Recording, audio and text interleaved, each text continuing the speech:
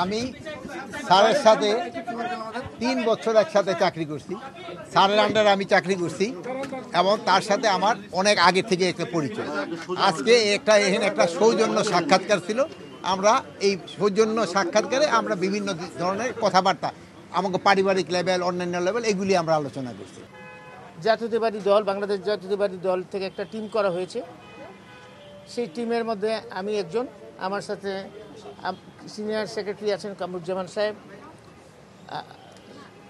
রিমন সাহেব, তারপর হচ্ছে আরেকজন যে মাহবুব সাহেব আছেন এবং আরেকজন আছেন আমাদের সাথে, তিনি আজকে আসতে পারেননি। তো যাই হোক, আমাদের আসার উদ্দেশ্য আমাদের কিছু কিছু জিনিস আমাদের ম্যাটার অফ কনসার্ন হয়ে দাঁড়িয়েছে, উদ্বিগ্নের জায়গা, যেগুলো আমরা ওনাদের সাথে অত্যন্ত আন্তরিকতার সাথে অত্যন্ত সৌহার্দ্যপূর্ণ পরিবেশে আলোচনা করেছি। আপনি বললেন যে উদ্বিগ্নটা কি, বিষয়টা কি, ইস্যুটা কি?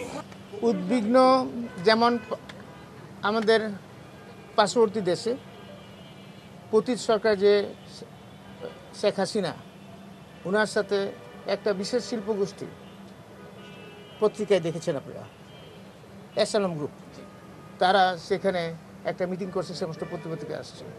সেটা মিটিংয়ের উদ্দেশ্য ছিল বাংলাদেশের নির্বাচন বানচাল করা, নির্বাচনের বিভিন্ন সহিংস ঘটনা ঘটানো।